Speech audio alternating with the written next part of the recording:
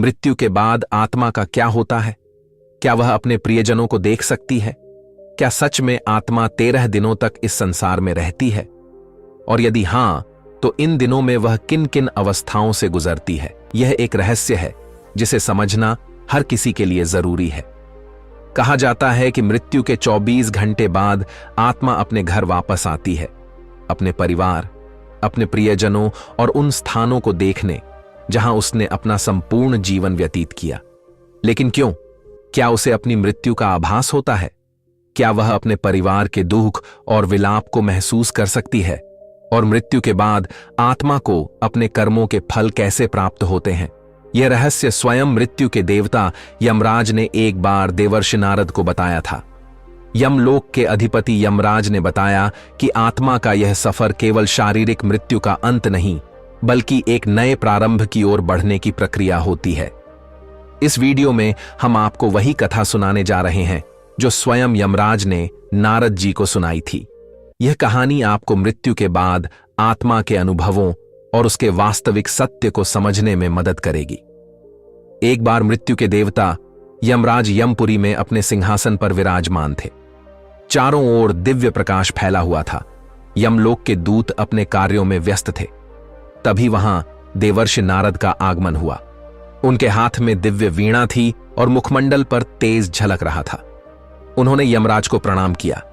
यमराज ने मुस्कुराते हुए उनका स्वागत किया और बोले, देवर्षि, आज आपके आगमन का क्या कारण है?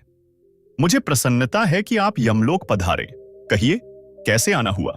नारद मुनि ने विनम्रता से उत्तर दिया, धन्यवाद प्रभु। मैं पृथ्वी लोक का भ्रमण कर रहा था और वहां मैंने एक विचित्र दृश्य देखा जिसने मेरे मन में कई प्रश्न उत्पन्न कर दिए।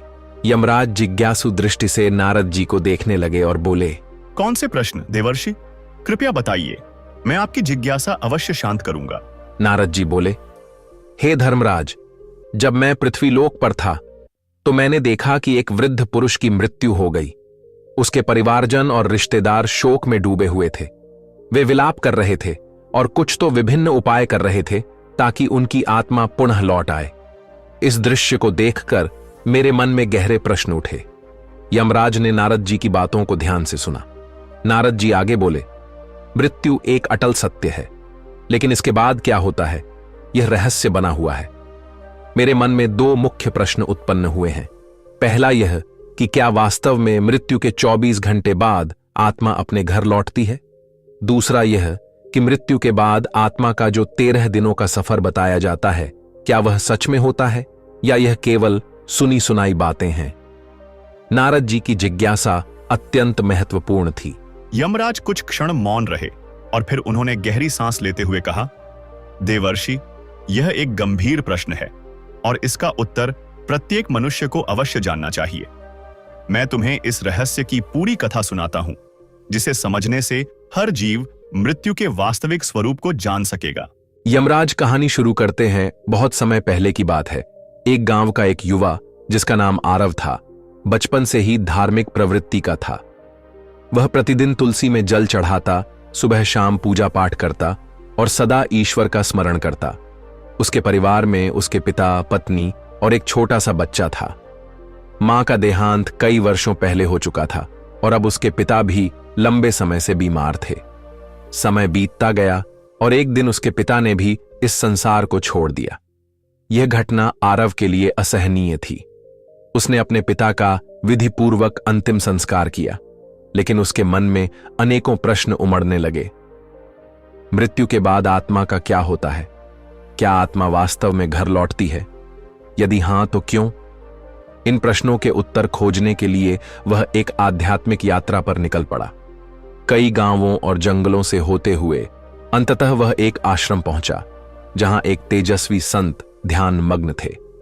आरव ने उनके चरणों में गिरकर पूछा, गुरुदेव, मृत्यु के बाद आत्मा का क्या होता है? क्या यह सच है कि मृत्यु के 24 घंटे बाद आत्मा अपने घर लौटती है?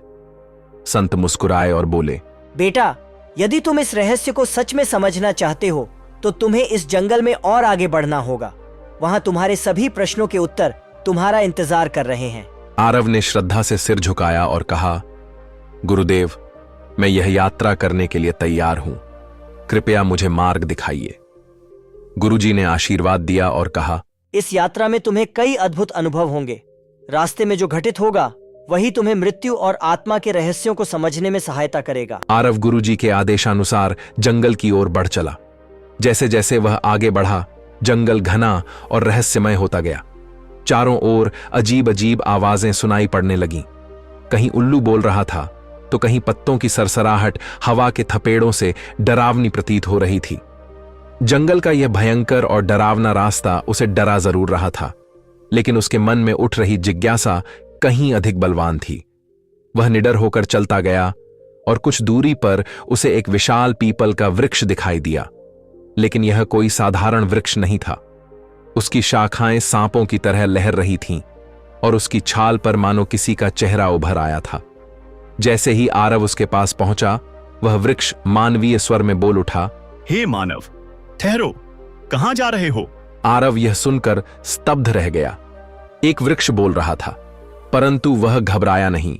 उसने हाथ जोड़कर पीपल के वृक्ष को प्रणाम किया और आदरपूर्वक बोला, हे महावृक्ष, मैं यहां मृत्यु के रहस्यों को जानने आया हूं। मेरे मन में कई प्रश्न हैं और मैं उनके उत्तर खोजने के लिए यह यात्रा कर रहा हूं। कृपया मेरा मार्गदर्शन करें। पीपल के वृक्ष ने गंभीर स्वर में कहा, तुम्हारी जिज्ञासा योग्य है मानव। मैं तुम्हें मृत्यु के बाद की प्रथम अवस्था के बारे में बता सकता हूं, लेकिन उससे पहले तुम्हें मेरी एक पहेली का उत्तर देना होगा। यदि तुम सही उत्तर दे सके तो ही मैं तुम्हें आगे का ज्ञान दूंगा। आरव ने श्रद्धा से सिर झुकाया और कहा, महावृक्ष, कृपया अपनी पहेली पूछिए, मैं उत्तर देने का प्रयास करूंगा।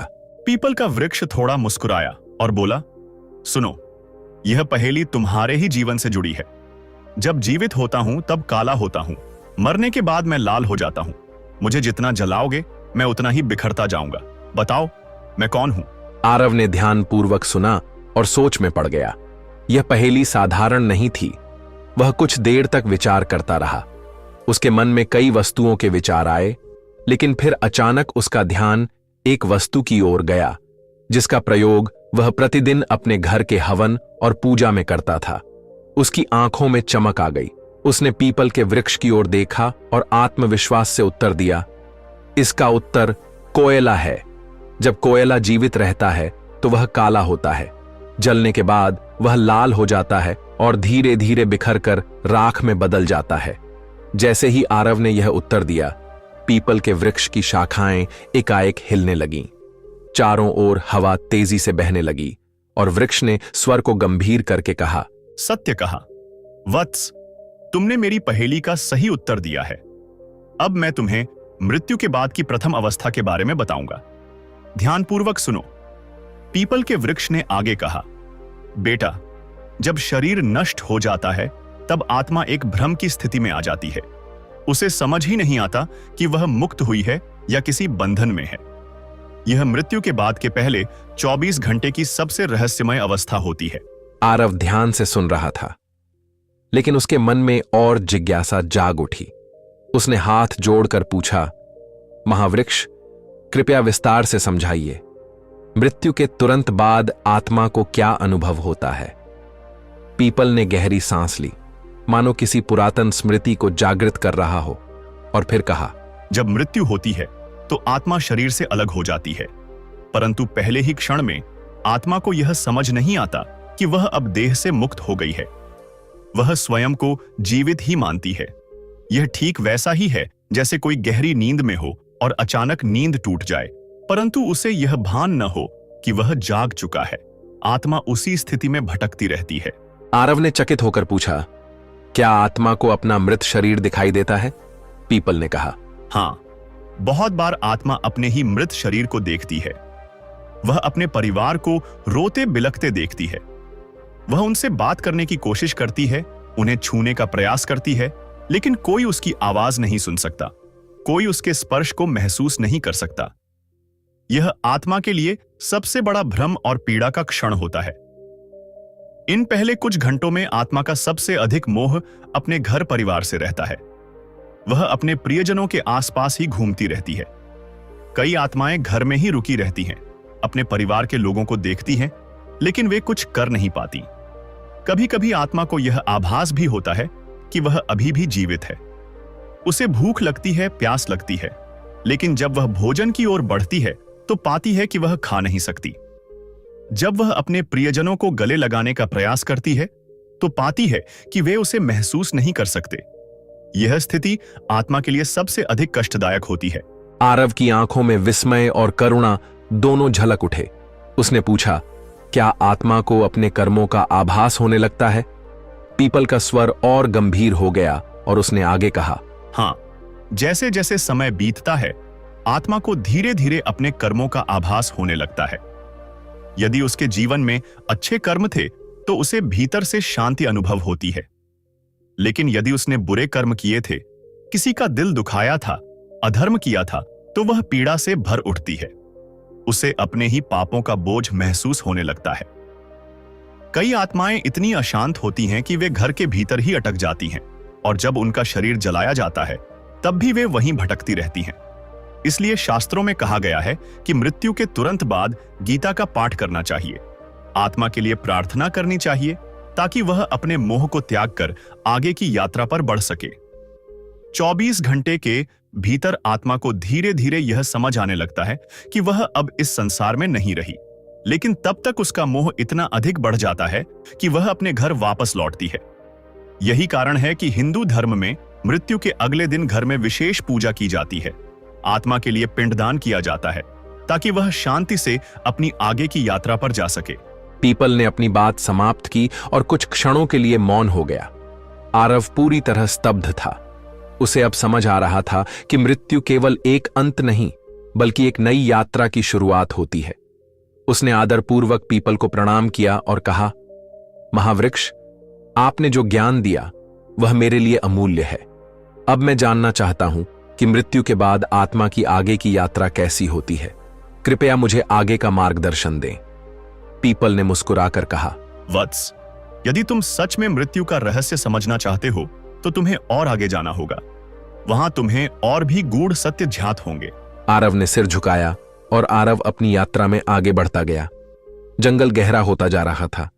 पक्षियों की आवाजें धीरे धीरे कम होती जा रही थीं और चारों ओर एक रहस्यमयी शांति छा गई थी। तभी उसे एक विशाल काले रंग का कौवा दिखाई दिया। यह कौवा आम पक्षियों से कहीं बड़ा और अद्भुत था। उसकी आंखें जलती हुई अंगारों जैसी प्रतीत हो रही थीं और उसके पंखों से एक दिव्य आभा निकल रही थी।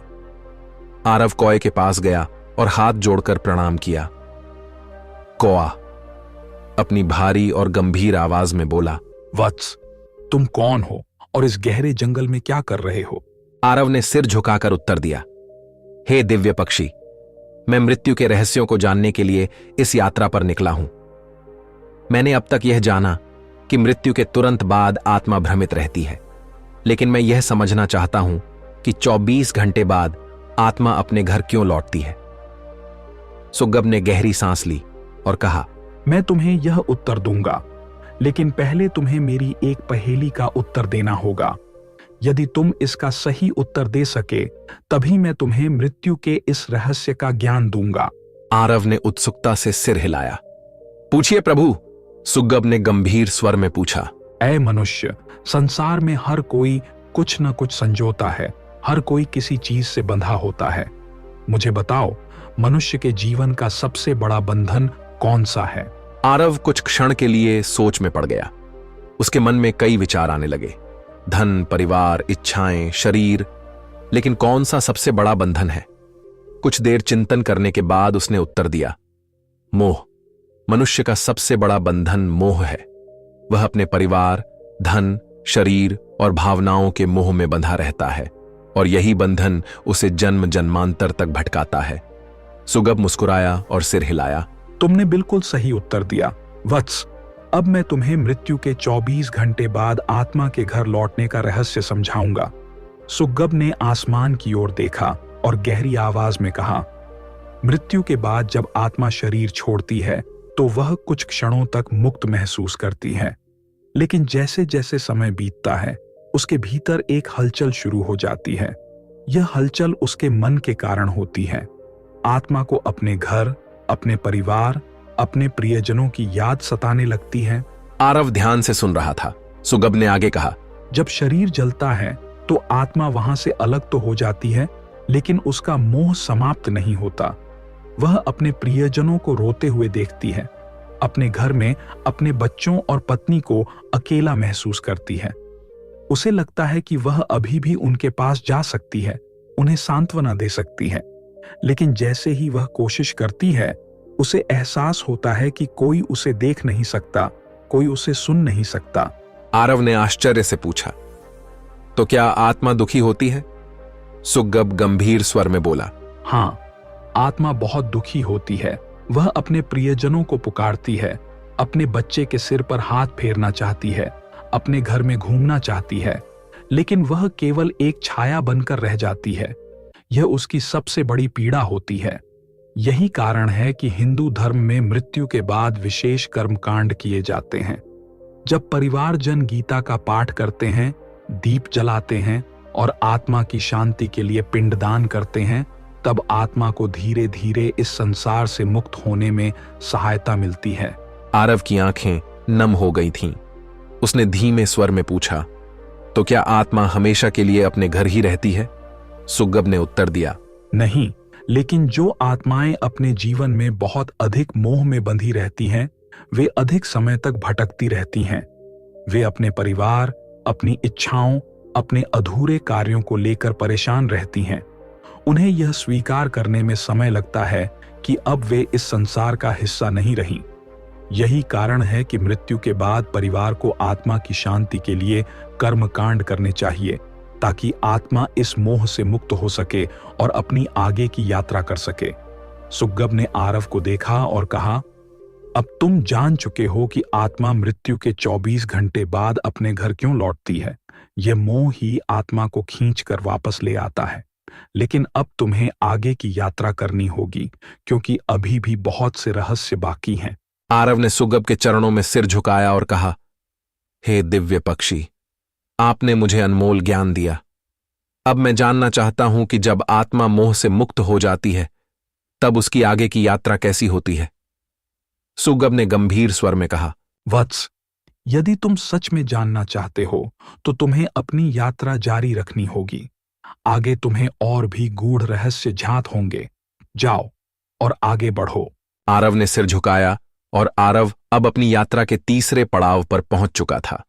जंगल का घनत्व थोड़ा कम होने लगा था और वातावरण में एक अलौकिक शांति थी। पक्षियों का मधुर गान, मंद मंद बहती हवा और चारों ओर हरी भरी भूमि। यह स्थान किसी दिव्य लोक का आभास करा रहा था। तभी उसकी दृष्टि सामने खड़ी एक अद्भुत गौ माता पर पड़ी। यह कोई साधारण गाय नहीं थी। इसके शरीर से एक दिव्य प्रकाश निकल रहा था और इसकी आंखों में गहरी करुणा तथा ज्ञान की झलक थी। आरव ने श्रद्धा से झुककर गौ माता को प्रणाम किया। गौ माता ने स्नेह से उसे देखा और कहा, वत्स, मैं जानती हूं कि तुम मृत्यु के रहस्यों को जानने के लिए इस यात्रा पर निकले हो। मैं तुम्हें आगे का ज्ञान दूंगी, लेकिन पहले तुम्हें मेरी एक पहेली का उत्तर देना होगा। आरव ने श्रद्धा से सिर झुकाया और कहा, हे मां, कृपया मुझसे पूछिए। गौ माता ने मधुर किंतु गंभीर स्वर में पूछा। मनुष्य अपने जीवन में कई चीजों को संजोता है, धन, परिवार, प्रतिष्ठा, ज्ञान, लेकिन बताओ, उसके लिए सबसे महत्वपूर्ण संपत्ति कौन सी है जो मृत्यु के बाद भी उसके साथ जाती है? आरव गहरे चिंतन में पड़ गया। वह सोचने लगा, धन तो यहीं छूट जाता है, परिवार भी पीछे रह जाता है, प्रतिष्ठा भी मिट जाती है, तो फिर कौन सी चीज मनुष्य के साथ जाती है? कुछ क्षण विचार करने के बाद उसने उत्तर दिया, कर्म। मनुष्य के कर्म ही उसकी सबसे बड़ी संपत्ति होते हैं। धन, परिवार और प्रतिष्ठा सब यहीं छूट जाते हैं, लेकिन अच्छे या बुरे कर्म उसकी आत्मा के साथ जाते हैं और उसकी आगे की यात्रा तय करते हैं। गौ माता मुस्कुराई और सिर हिलाया। तुमने सही उत्तर दिया।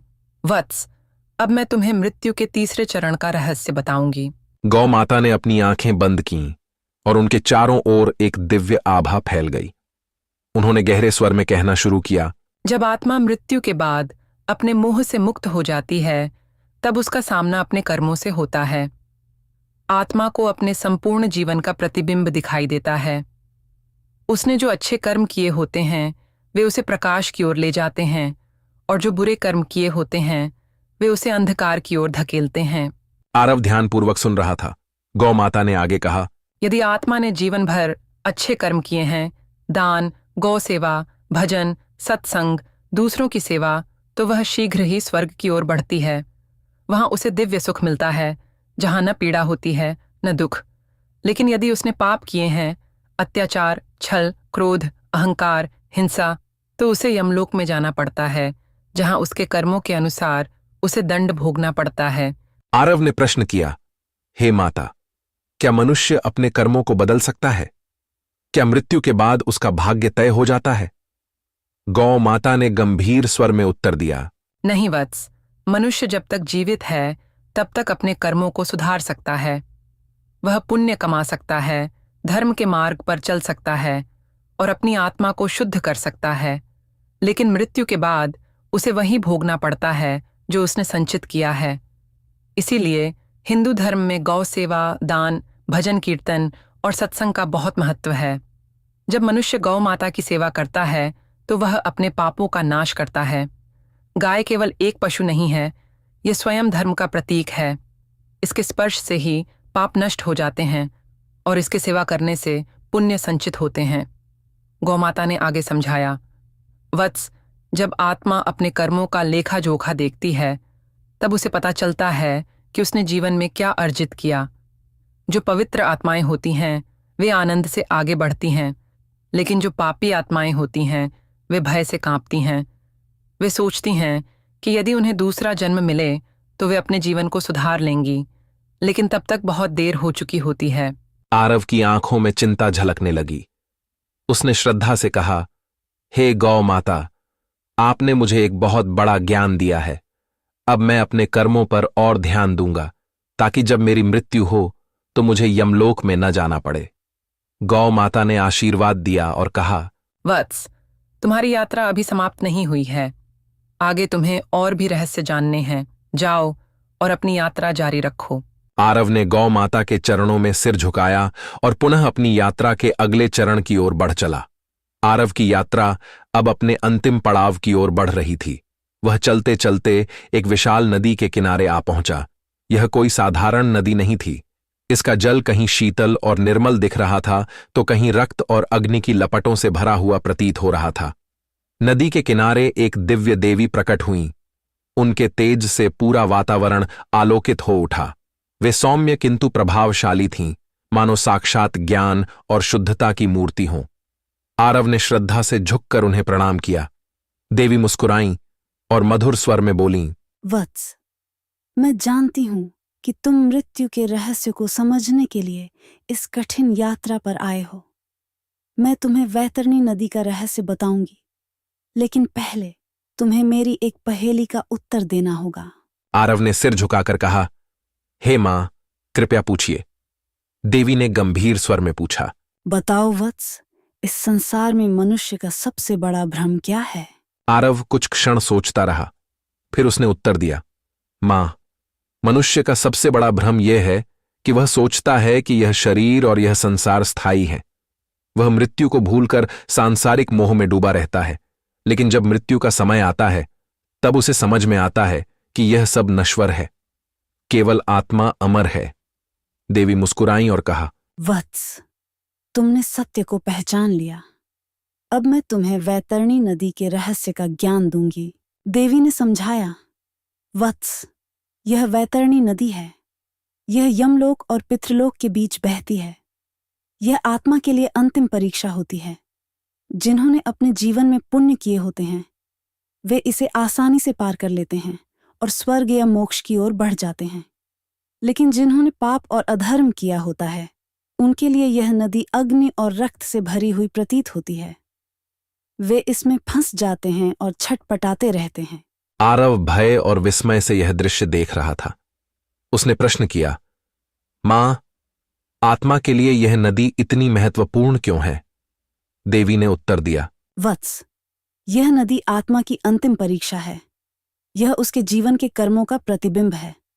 जिन्होंने गौ सेवा, दान पुण्य और धर्म का पालन किया उनके लिए यह नदी निर्मल जल की धारा बन जाती है। वे इसे पार कर मोक्ष या स्वर्ग की ओर बढ़ते हैं। लेकिन जिन्होंने अधर्म, पाप और अन्याय किया, उनके लिए यह नदी एक भयंकर यातना का स्थान बन जाती है। वे इसमें फंस जाते हैं और तब तक कष्ट भोगते हैं जब तक उनके पापों का नाश नहीं हो जाता।